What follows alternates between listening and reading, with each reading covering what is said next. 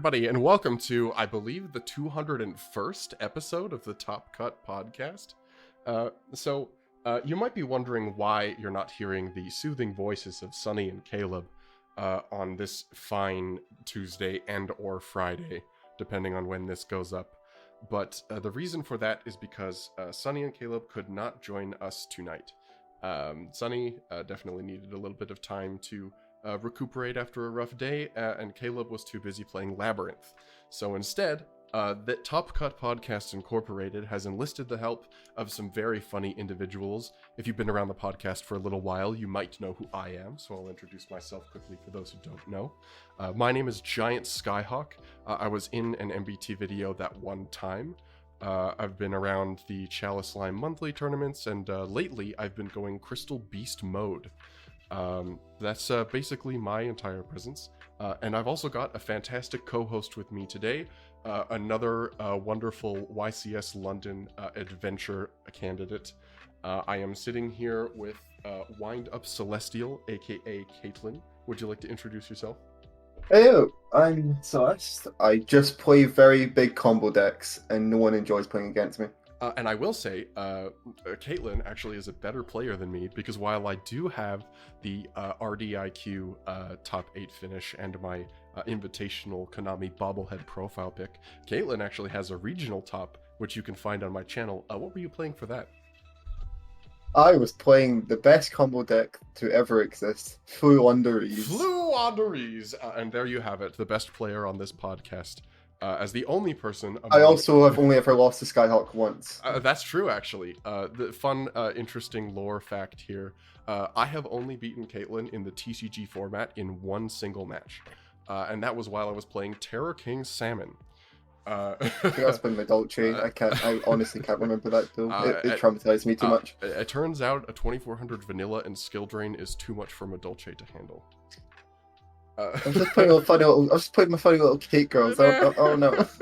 It's amazing, honestly. It's every single time I play like Fluffle or Crystal Beast or Dinosaur, I just stand no chance against. I think I've lost to DDD, Rika, Madolce.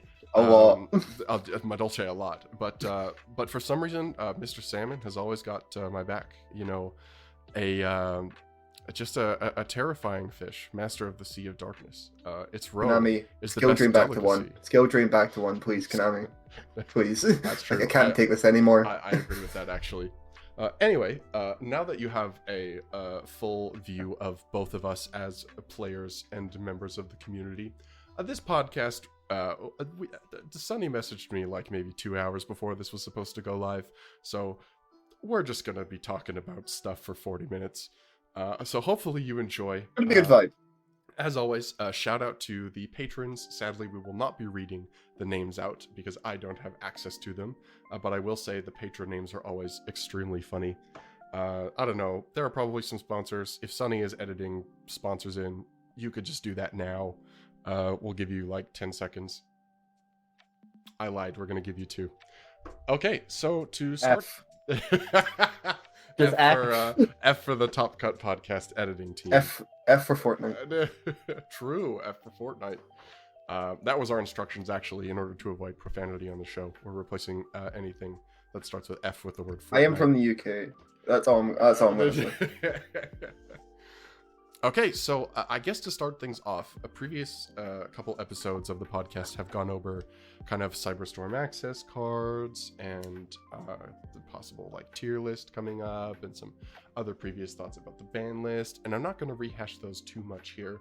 But Caitlin, as a rogue duelist yourself, piloting such rogue decks as Rika, Madolce, DDD, and Fluanderies, is there anything kind of like under the radar in Syac that you're kind of thinking about? Telling you, Mana Dome's going to be insane. I am telling you. That is true, actually. Like, that deck is going to be crazy. I do think it's a bit under the radar. Like, some people are hyping it, some people are not. I just think the fact it can basically do everything that the Super Heavy does, but end on like a trap Omni Negate to play around Dark Roar, just gives it that slight edge that it can just get some more tops than people think it will. And also, I just think Rika Sun Avalon, this format as well, is just going to be just as insane. The tributing for cost broken, and that's not just favoritism. I do think the deck's cracked. I just think it needs, some higher representation because it's not very. Even though it's 1 year, it still has like a very little player base. Yeah, so I think that's actually interesting because I agree that it seems like the community consensus for Manadome is like not yet, but has potential. Obviously, we have more support coming in Duelist Nexus when that comes out, but I guess it has a line. Where do you think? Yeah, it's a line. Yeah, like where do you think it falls? Because I agree, like being able to search a counter trap is huge. It feels like it kind of needs like a lot of cards in hand to play right now, but also like it can put up some pretty nasty boards. So the problem with the deck is every deck right now, Pearly, Super Heavy, Cash, they can all do stuff like one card, where Manadome is very heavily reliant on to do like multiple massive combos. Right. Which is quite slow right in this current format, I would say. Like, for example, Super Heavy, 12 one-card starters that end on like 3 Omni Negates plus whatever, and can even FTK. Like, that's the main disadvantage I see, but like you also like have ways to play around that with the Hero Lives plus Plasma, and I do plays like that, which I'm not the biggest fan of, but like it's still something you can do if you want to like try to like add more one-card combos and try and make the deck a bit more consistent in that sense. But it also makes it quite vulnerable to hand traps in other ways. Personally, at my list, personally, I'm running just one. Shout out to Joshua Schmidt for that one. I tried it out after he uploaded his little list on it, and I just preferred it. And I do think that's probably the way I'm going to go forward with it. But it definitely has like ways it can do stuff. Yeah, to like make it a bit nicer. I think the other thing that's going to be interesting for Manadome, at least like Skyhawk format, before the Duelist Nexus stuff comes out, is there are just an absurd number of hand traps that are going to be in the format. Like, Pearly doesn't have as much space for non-engine, but they also don't really care about it as much, aside from like Droll and Ogre. Super Heavy has like 18 spots for non-engine, which is ridiculous. So like, it feels like most decks in the format are going to be on a lot of hand traps rather than board breakers, and even board breakers in the side are not going to be as common because Super Heavy literally can't play them. So there's that. What's also weird about board breakers this format too is that a lot of them don't do anything against Pearly. Like Dark Ruler No More is strong into a lot of the format, but is terrible against Pearly unless you can like make them get down on some materials on their X Noir, and then you fire it. But then you also have to play out the rest of your hand after, which seems terrible.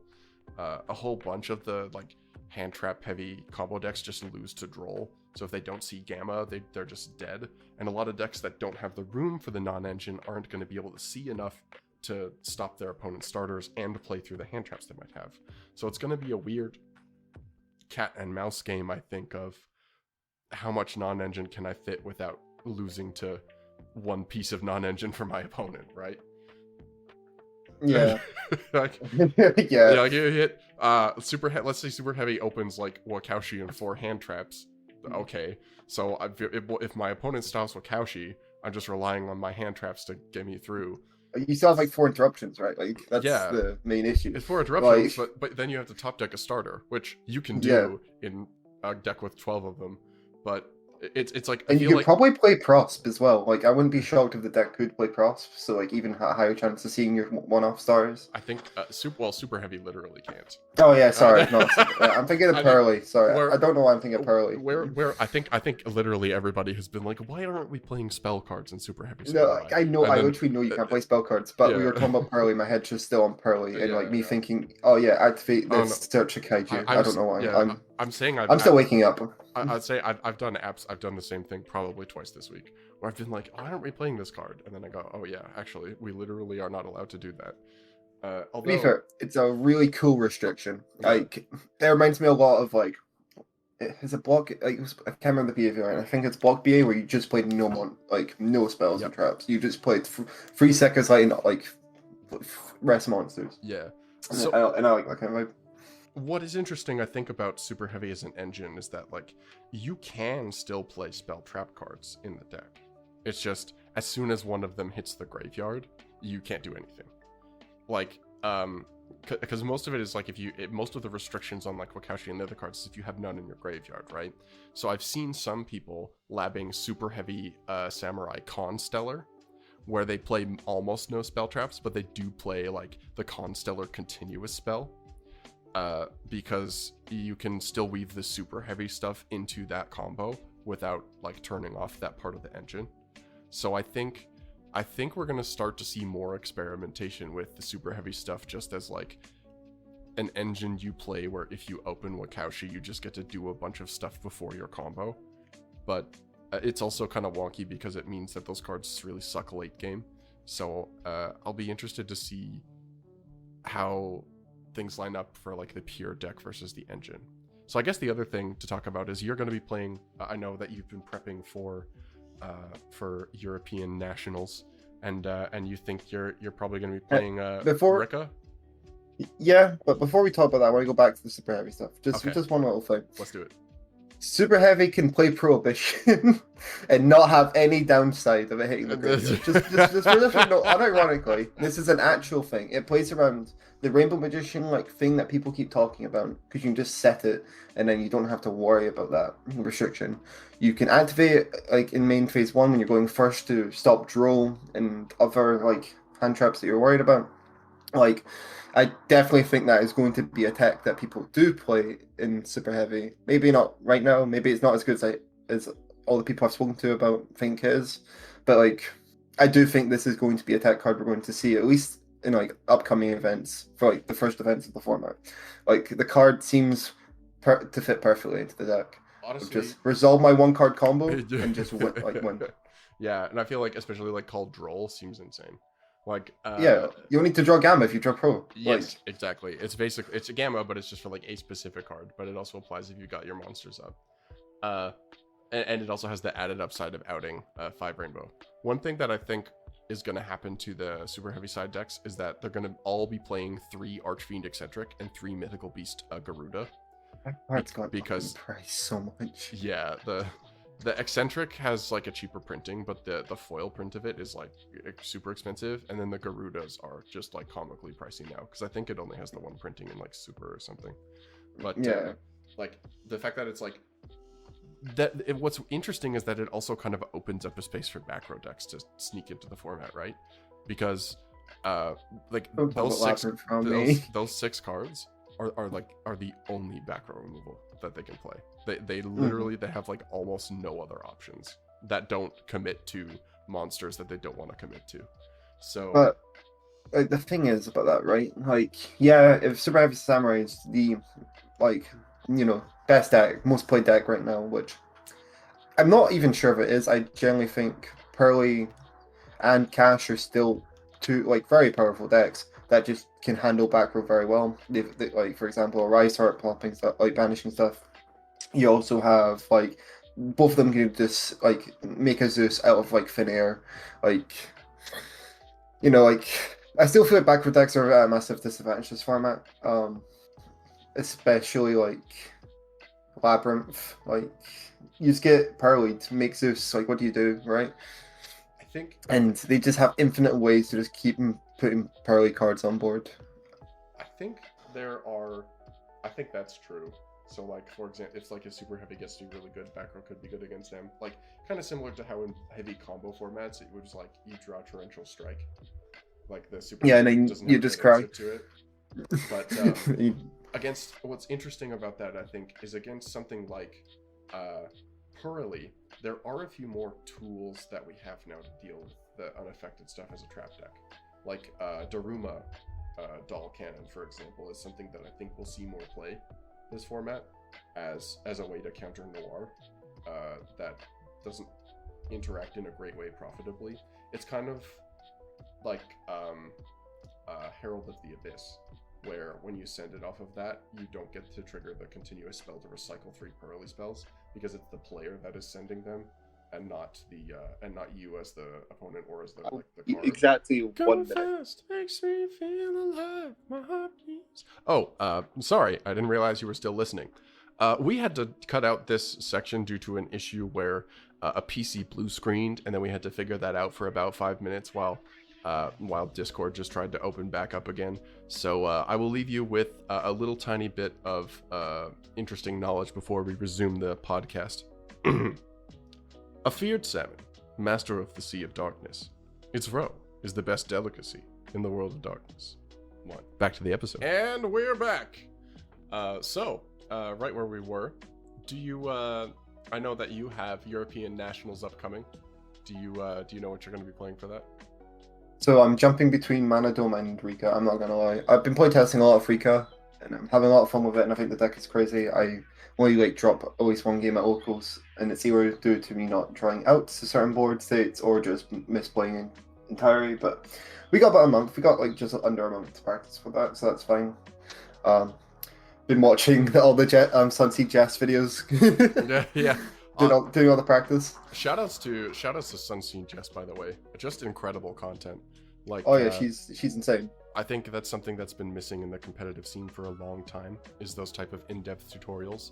I've been doing them for a while with the Fluffle deck, but to see more and more people competing at a high level share the knowledge in that way, I think is awesome, especially for a deck that doesn't get a lot of competitive representation. But if you look at the 250 of the YCS top cuts, you could make a pretty darn good argument that it's the third best deck in the format. Obviously, Skyhawk will change things, but the results speak for themselves. The conversion rate is crazy. I'm convinced Gabe Nets, Jessica, and Betty, Alex Robertson, are some of the best, easily some of the best players in the UK by far. They're actually crazy. 100%, I totally agree with you. Somebody I am on the very, very, very outside of high level competitive play, and the people pushing that stuff are on a truly incredible level. It's been really, really, really fun to see all the innovation happening there.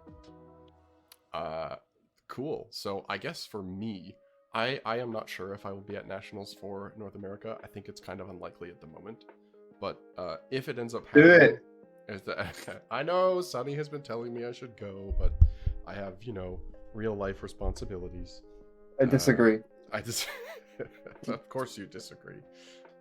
This is the person who... You're not playing the children's card game, so you don't have any responsibility. This is the person who tried to convince me to purchase an Italian Ulti Sapphire Pegasus at London, and I regret to inform you that she was absolutely correct about that. I should have done it. Yeah, see, exactly. I'm always correct. I'm always correct. No, that was the one time. That was the one time. Well, what do you mean? That was the one time. That was the one. You tried to get me to buy 12 cards. That was the only one that actually made sense. No. I tried to get you to buy 20 cards. I did. Yeah, that's true. I think you were like, you should buy this Starlight Illusion of Chaos, and I was like, no. To be fair, they were cheaper. They were cheaper. They were cheaper, but. No, I'm not gonna max rate the Fluffle deck. I see how it is. Maybe someday. Forgetting about your old toys, going back to Dino. Yeah, hey, come on. Actually, I will be doing that in about 2 months. I'm literally in the Wild Survivors waiting room right now. I've seen you cook. I've seen you cook this deck when the cards got dropped. I saw. I got some sauce in the kitchen that I haven't revealed yet. I have some secrets that you may be seeing post release of that box. But I think if I do go to NA Nationals, I think I will probably be playing Crystal Beast.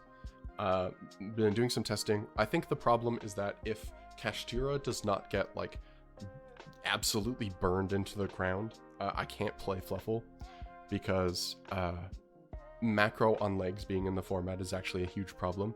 I think Fluffle has a big advantage even in a format like a Droll format, because it can play through, it opens hands that play through a lot of hand traps, and it goes second quite well into established boards.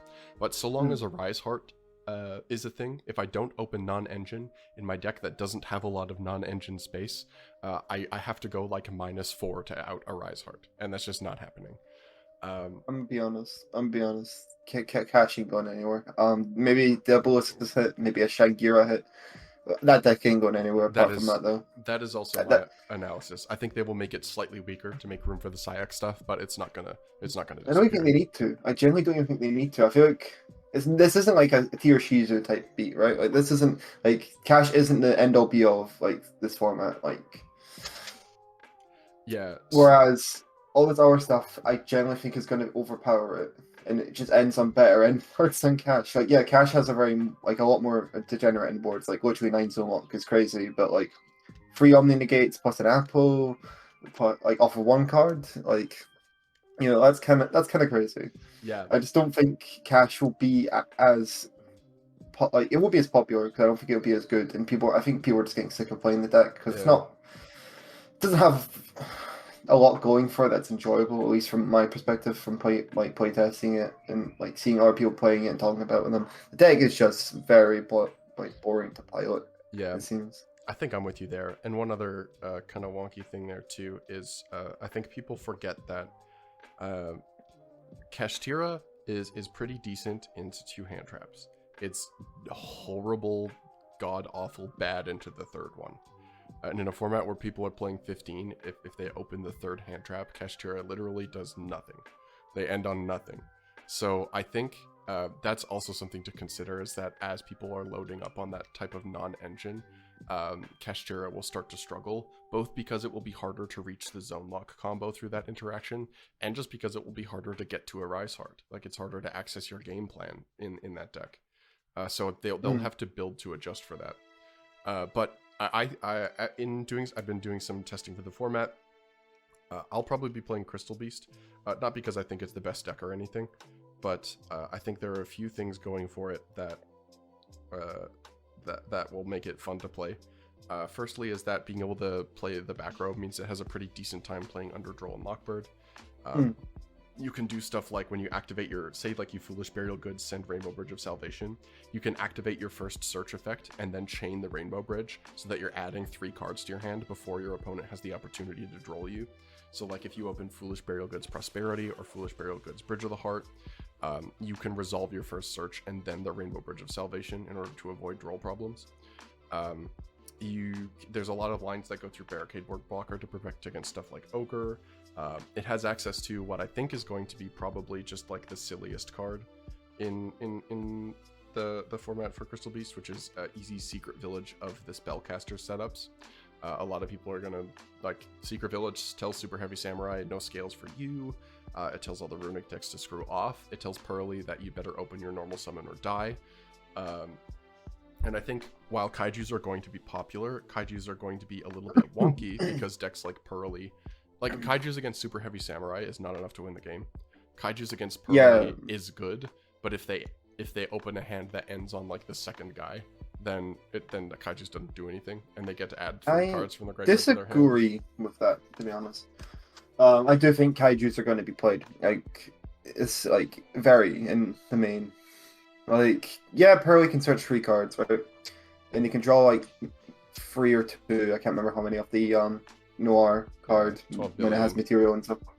And like, but realistically, when you're going to like a very combo heavy format, which is what I think we're going into, what Kaiju, and then you're dealing with like a quarter of the interrupts instantly against Pearly. Like, if your deck can't play through that, then you probably already got a problem. But we're going into like super heavy mana dome, like in all the other like already insane decks this format Sprite, like that probably won't be enough. Like whatever their second guy is, maybe there will be a way to play around Kaijus. I know nothing about Pearly. I've only play tested against it once, and I'm still like trying to learn what they can all do, play around stuff. But I do think the deck sort of just folds the Gamma Seal, and then you just have to play through like a quarter of the interrupts, and you should be able to do that anyway, especially if you're going like excited for going second. Yeah, I think my caveat to that is that I think that will be true at the beginning of the format, but if Pearly starts to take up a higher slice of the pie, I think we're going to start to see tech change a little bit to stuff that might be usable against other decks, like something like Herald of the Abyss. I think will start to become more popular. I think a card that's going to be really popular is Triple Tactics Thrust, especially post siding. Just because. Look, I'm already tempted to drop the money on them. Don't.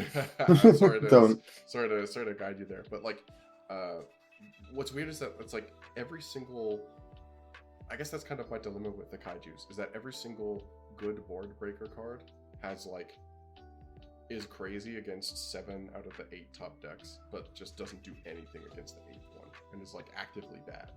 Like Dark Ruler No More is an example of that. I may have brought it up earlier, but is really insane against everything, but is terrible against Pearly. And like the kaijus, I think are really good against everything that's not exactly hoop super heavy, because oh cool, you cleared one of my negates. Awesome. Okay, it depends on what kaiju we're talking about, right? Because because Cash is still going to be in the format, right? Yeah. They can easily just play free Lava Golem and probably side the sphere modes and just break boards that way. I was gonna say, like, so Lava Golem, that's where I was going next, right? Lava Golem and sphere mode are going to be really good for decks that can play them against like Kashtira, or not against Kashtira, rather against super heavy Samurai and like Mana Dome and some of the other big combo decks. It might not be bad into Cash, depending on like what route they take. If they're not going to start a Rise Heart passing more often, they're going to try and go for the 9 zone locks. It generally might be the play to play sphere mode. Who knows? The problem with Lava Golem and sphere mode, though, is that if Pearly ends on one monster, they don't do anything. So we're gonna, I think, with a lot of the board breakers, we end up kind of like I said earlier in this cat and mouse situation where people are always trying to like outplay each other with the cards we're looking into, and like maybe people start playing. The meta is just going to keep shifting to play around whatever people throw at whatever the meta decks. Exactly. Like 1 minute it'll be Kaijus, then it'll be Lava Golems, and it'll go, okay, I'm just going to go do this thing, and then it may go back to getting Kaiju being the main thing. It's just going to be all over the place. And then I'm going to go play like Kurikara instead, and then people are going to be like, okay. Hey, that card's crazy. That card is crazy. Or just be like, okay, I'm not going to activate effects. And let it go. Well, crap. Have you seen the price of Kurikaras recently? I remember when those were gone to the moon. I pulled one on the release of that set, and I sold it immediately for like $15, and I regret it. I saw a Regulus. Like 3 weeks ago for like £30. Apparently they're going for like 80 now. Regulus in trade groups. It's expensive now, yeah. Because shout out to Luna for buying me my Furion playset. Well, Furion package. Absolutely balling. I didn't have to spend a single penny on that. I'm so glad. Today's episode is brought to you by Gem Accessories. Gem Accessories is one of the leading accessory manufacturers within the trading card game space. Known for their deck boxes, Gem also has an amazing lineup of binders, backpacks, and more. Some of our personal favorites include the new KLRZ Icons deck boxes, the Secrets binder, and the Jaguar and Puma backpacks. But don't just take it from us, check out some of these reviews on screen. For all of these amazing products and more, be sure to check out Gem Accessories using the link in the description down below, or on Twitter at XGemAccessories. Again, the description down below, or on Twitter at XGemAccessories. Yeah. So I think there is one deck that I want to talk about. Its position in the meta before we maybe spend the last 20 minutes of the cast on some just kind of very silly questions. So I want to talk about MathMech, and I want to talk about Cyber's pile in general. Ban it. I hate Cyber decks. I hate Cyber decks. They're all just the same flavor of deck, thrown with all our funky cards on them. True. So... Alright, I don't think MathMech actually needs hit. I'm just going to be straight. But like... Yeah. I agree. I don't think it needs to be hit. I've seen people say circular to 1. It's like, I don't think it needs to. It doesn't do anything. Yeah. It doesn't do anything. Yeah. So I think what's funny is that there's actually a couple of different routes the deck can take. And a lot of regional lists actually are starting to play a couple of Bystials in their side deck again, specifically because MathMech is very popular at a regional level in the US. Like you're seeing side decks with that 2 Magnamute, 1 Druisworm. In the side specifically to be handling that deck, and I think it's going to be good, but like the meta can adapt to it. Like it can play a lot of non-engine. It has a 1-card starter.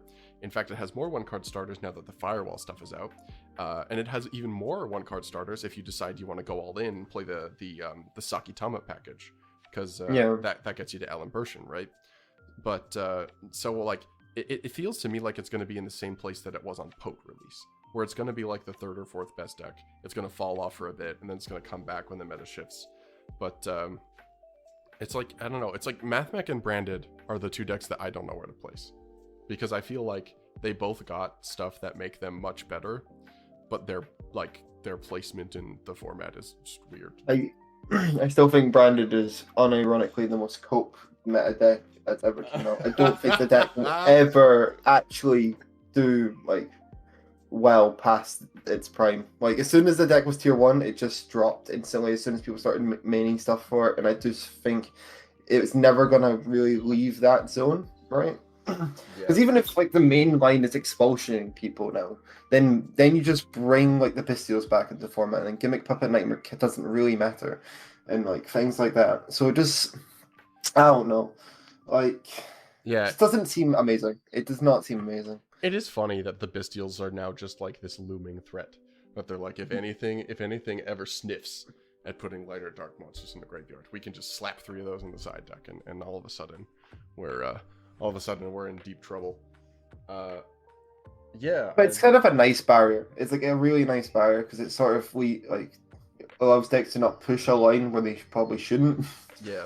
I would, to be honest with you, I think I would still like to limit Magnamute. Because there are enough of the other Bestials that Look, I think... Dragon Link deserve it. Let them have it. What I mean is, but they can go get Magnamute. I know, they don't need any other help. But like, I'm sorry, but the whole Ringleworm like stuff with summoning Magnamute, like doing all those plays with the XL, like having all those Bestials to make that deck playable is really cool to me. And I also just, as much as I hate playing against Dragon Link, I think the deck is very sick. I've always supported Dragon Link. I even played Crusadia Guard Dragon like when it came out. Like I think Dragon Link is also going to be a little rogue deck this format. I think it's crazy. It can do a bunch of the same synchro lines that Survivor can do. It can still end on like a bunch of insane stuff. The Bestial to pop stuff, like the scales, etc. Like deck is going to be like a bit of a threat, and if no one's prepared for it, it's definitely gonna hurt some people. I will say I have a soft spot for Striker Dragon as a mechanism with which to pop baby Ceratosaurus. But I hate Striker Dragon. Bring LP back. Bad Striker Dragon. No. We're not bringing LP back. We can't do that. LP did nothing wrong. LP did nothing wrong. No. Okay, to be fair, in the most recent Masochist ban list tournament, the LP was not actually the most broken card. It was Eclipse Wyvern. Yeah, of course it is. It's always been a broken card. Do you ever see any Dragon deck before the Eclipse ban and everything that they've always done? Look at like Edison format. Not Edison format, Hat format, or I can't remember which format. There's a format where Eclipse Wyvern just goes crazy. Yeah. One of the old legacy formats I have played recently. All right, so I think that covers our analysis of what is upcoming, and that will be the case for me. I'll be on Crystal Beast until Wired. Make sure you main deck in your Ogres, your Drolls, and your Gamma Seals. That's the only thing I can say. Your Gamma Seals and maybe your Gammas if you have a particular problem with Droll. I cannot play Gamma in my decks, buddy. That's true, actually. Speaking of, Gamma's a 1-card Baron now. It's so funny. We just recently added that to the Crystal Beast deck. It's actually just absurd. Like the fact that it's so stupid that you can just, and the thing is too is like if whatever you're activating, like if you haven't summoned another monster or you won't be at any point, it gives you Baron under Nib because Baron is the 5th summon. Like yeah. It's so. And the thing is, if you draw like super heavy and they gamma you, they've literally just went Mega Plus as well because they're just gonna set up Baron anyway first. You know they don't have to. They can set up anything else. Exactly. Set up a Chaos Angel if they wanted to. Chaos Angel, Savage, like whatever nonsense they've decided. You've just given them a free Baron. Yeah. One thing. But you have to draw them. One thing that I hate that super heavy can also do too, that I think really screws with a lot of the format, is. They have a line that lets them search and then summon Spell Canceller post-side. And, yeah, it's very fun. I love this super heavy deck is so sick. Yeah. It's so cool. Or against trap decks, they can just search and summon Jinzo. Yeah. So, I know a reason why trap decks will not be good next format. Thank you for reminding me about that. True, actually. I forgot about being able to just whip out Jinzo. I think I will. Yeah, I'll be on Crystal Beast until Wild Survivors comes out, and then I will be playing Dinosaur until the end of time. You never change, Hawk. Never change. That's true. It will be fun to go back to my roots because it's been probably a year and a half since I have played Dinosaur like very seriously. So I will be very excited to get back into the theory. Chef is back in the kitchen, baby. Let's go. I'm getting back, baby. Let's go. And then maybe if they release Fluffle support after Duelist Nexus, then I'll be back there. But so I think that sums up where we're at for the current format and for the next few months. So I'm just going to get into some very silly questions that I'm going to come up with off the top of my head. Throw them at me. All right. So, Caitlin, could you let the Top Cut podcast people know what your most favorite and least favorite cards are? Let's start with the least favorite. It definitely has to be Skill Drain Drill. I hate those cards, mostly because I play very heavy combat decks. Drills, like, for example, I'm a Drygtron player. I got drilled 4 times at London. I'm not gonna lie to you, Chief. I had so much fun getting drilled during that event. Like, I was not prepared for drill in the main. I was not prepared for drill at all. Well, I wasn't expecting it, like, game 1 as much as I did, which was very fun. And like every time that card's in the format, like I just have a little sad face on because like every deck I want to play just gets hindered by it. And now my favorite card, Wind Up Kyra Zenmei. Bring her back. Bring back my party boat, please. Let me use my ultis. I had a sneaking suspicion you were going to say party boat. That is a fair Look, move. Wind Up did nothing wrong. It was Hunter that did it. It was all Hunter. Hunter is. He was arrested for the crimes of Hunter. That's fair enough. I got respect to Zenmei. He ain't a rat, but like, he did nothing wrong. He's such a cool card. So, I guess for me, my least favorite card in the game is a Dolce Ticket. Yeah, the best card. Yeah. For those of you who do not know why, I have bad memories of playing against Madolche in hat format, and so it has that has traumatized me for the rest of my days. Hat. It was just before hat, yeah. It was like Wind Up format. Madolche was like a rogue deck. It may have been, no, to be fair, it was played in hat, but I don't remember how popular it was. It would have been. I wasn't playing in Wind Up format, so probably would have been like on dueling on dueling network in hat. Yeah, is where I have my experiences. And then my favorite card is kind of tricky because there are a couple of pretty good candidates. Fluffle Octopus is one. Hyper Hammerhead is another. But I think if I'm being honest, you see what you see. I think I say my favorite card is probably Survival's End. I would think you're going to say Shrink. Shrink is pretty good. I do like Shrink, but I love Survival's End. The deck that really got me playing the TCG format was Paleozoic Dinosaur, and Survival's End was just an absolute killer in that in-toss format. Being able to clear like Hornet Drone tokens, it's such a unique card. In that it's like a trap card that is also e-telly, but it requires normal monster setup, so it can work with Lost World or just like in specific formats. Like when everyone was doing Link Cross Auroradon stuff, you could just go, here's Survival's End, I get to summon 3 dinos from deck, and you can't combo anymore. But the fact that it's also a disruption, like that you can banish it and pop in something on an opponent's field, the fact that it's not once per turn, I love that. And Survival's End for a long time was very overlooked. It came out in the Dino Structure deck, and people were like, this is like the worst of the new cards, but I always found that it had a lot more potential than that.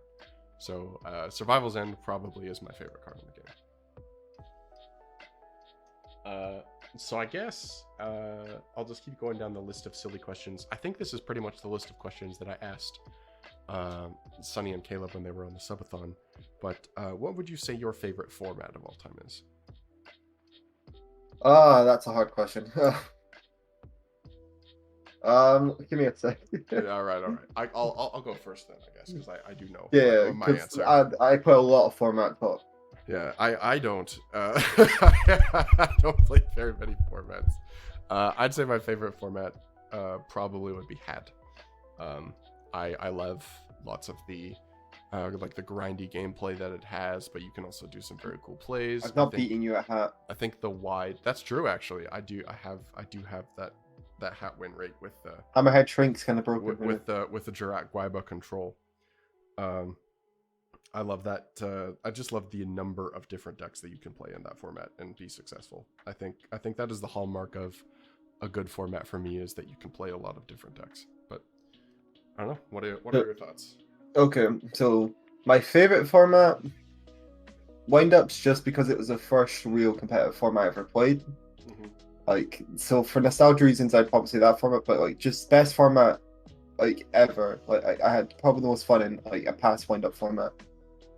I'm gonna have to say Duelist Alliance, unironically. Like that format just changed the game forever, and it was so fun just playing Stellar Knights. It was fun playing around with BA and Shadows. It was such a nice like breath of fresh air that the decks just stayed like insane for years to come. Like we can see Shadows like now somewhat, and it's just I don't know. I would never like not go back to that format. Yeah, that's It's such a fun format. I think that's a good answer. And like, yeah, It's also the first box I ever bought in Yu-Gi-Oh! Like- I've never bought a product. It's until Duelist Alliance came out. Yeah, like I think a ton of people, like a lot of those decks have become fan favorites, right? So they keep getting support over the years, and I think it's cool that. Out my homie Dante for getting 25th anniversary printing. That's actually so sick. I love that. I love that Dante is getting the print. I'm excited that they revealed Oviraptor and Ultimate Conductor Tyranno are getting collector's rares. So Very upset by that. Not gonna lie to you. I am Very upset by that. I'm happy about it. I'm happy about it because they get collector's rare, but I'm sad about it because I will need to pick up at least one of each for the dinosaur collection. So that's I'm gonna be completely honest with you, Hawk. Dinosaurs is one of my least favorite decks to play against. Oh, in come Yu-Gi-Oh! on! You hate the Dolce ticket. I they're don't want to just- hear They're it. just little dinosaur guys. Come Which on. we pop the baby. They're just Activate playing- Misc. Haha. They're just Like, playing. They're playing around in the pond in Lost World. Come on. keep them off my field. Just keep them away. I don't want Okay, your. I okay. don't want your Lost World token. I'm not- I I'm don't. not- I don't. I won't- don't want to see your little Misc leave your hand. I won't summon the token. I won't summon the token. Just okay. Keep Uh, all your little fossils away from me. I will say they did reveal a 10 key collector's rare. So if you decide to pick up the Oh, one, you don't, man. can. Don't. And then- As a Lunalite enjoyer, activate collector 10k search Tiger Smile. True. When are they gonna put that card to 3? Oh, I'm saying this right now. It could probably go back to 2. This one, this list, it wouldn't do anything. Like with Tiger, the problem with Lunalite, right, is that the deck is an insane engine, but everything it used to abuse is gone. Like Yeah, it's all the generics. the Samorg Link is gone, Azathoth's gone, like Scythe is gone for Dag to Scythe Tornado. is gone. Yeah, like What are you gonna end there's on? so Like much. Dweller Lambda? Yeah. Yeah, like I do think it'll have a time again, but like It's just the odds of Konami slip up again. Like Yeah. that's the only real reason. It's just they let another generic rank 4 run around crazy, or like just stuff like that. Yeah, Like I think I agree. to be fair, there's a guy at my locals who's trying to cook up one like MathMech because it's just a free like rank 4 engine you can make Alan Burschen and things with. So I don't know, maybe like kind of crazy. Can we talk about that, by the way? I'm gonna take the last 10 minutes to go on my my MathMech circular rant, actually, because I think this Go is ahead. a good time to do I it. hate MathMech. So, legitimately, I cannot fathom. Like, it's happened like very rarely. Like MathMech Crystal Beast, for example, has a YCS top, but MathMech as MathMech circular as an engine in just any deck seems criminally underplayed. Like, It's literally a free Omni Negate and a Trap Negate in like any deck that doesn't end on anything in the extra one too. no, it's a free IP super factorial, like without your normal summon, right? Like, Look, I'm thinking about Trap Negates. I'm playing around evenly, buddy. I'm ending on Linger Evil plus Super Factorial to make like Lapation. okay. That's the way I'd play it. yeah, that's For true. sure. That's true.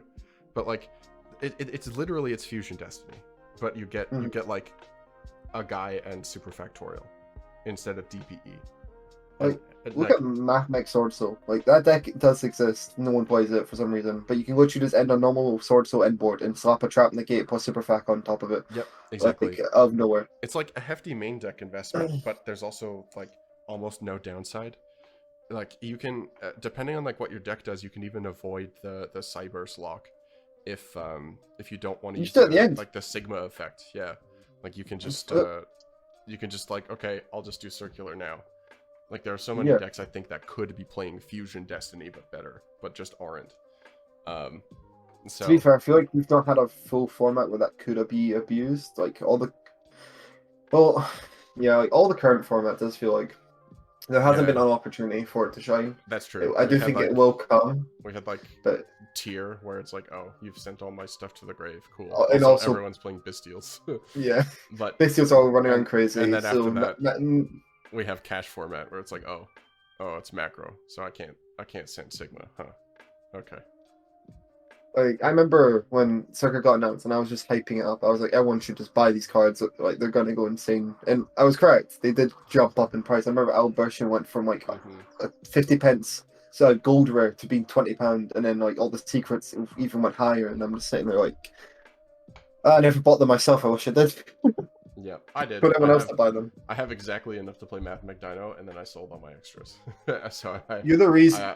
You're the reason I have to fast. lose to Mathematic Dino at locals. Because there's a guy at my local called Antonio who occasionally just shows up. Like you rarely see him, but when he shows up, he's playing Mathematic Dino, and I'm just sitting there like, I know the reason why you're playing this. I saw the video. I know why you're playing this. Listen, all I'm saying is post Wild Survivors.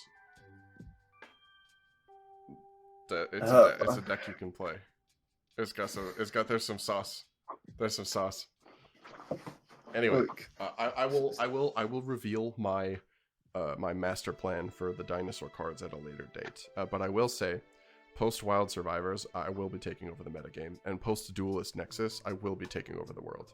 He is cooking. He is cooking, and it's quite insane. I have seen the good this man has produced for the new stuff, and it actually looks crazy. Y'all will. I'm not looking forward. Y'all will have to stay tuned. I'm gonna lose my like 90% win rate against you after that. I gotta be real. I don't think that's true. I'm gonna play a copy of Terror King Salmon in the Dino deck specifically so that I have a chance to beat you. If you summon Terror King Salmon, I'll just scoop right there. I'm not gonna lie. Too much trauma tied to the card. I remember I was playing at the Glasgow Regional. Someone playing Yumi Control, and they flipped C Stealth Attack, and I literally just had flashbacks to losing to you like the week prior, and I had to read every single card. I was too scared to lose. I was playing Tier Shizu, like full power, and I was just like, I'm terrified. I do not know what's gonna happen. A feared salmon, master of the sea of darkness. Its roe is the best delicacy in the world of darkness. Anyway, did you know your Terror King Salmon? I will eat it. To end this segment off, did you know that Terror King Salmon actually appears in Cyberstorm Access?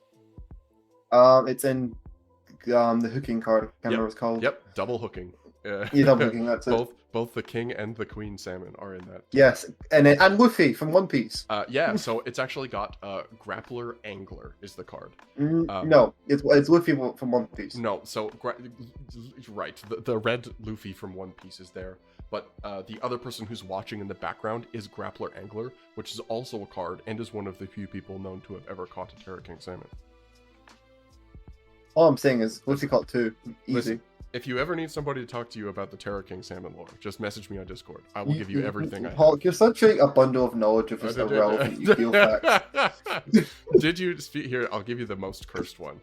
Did you know that Terror King Salmon is actually a character in a Yu-Gi-Oh Tag Force 3?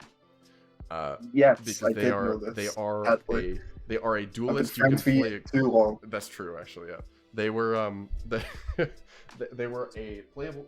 They were a duelist you would play against because they were on a tag duel team with Terror King Archfiend.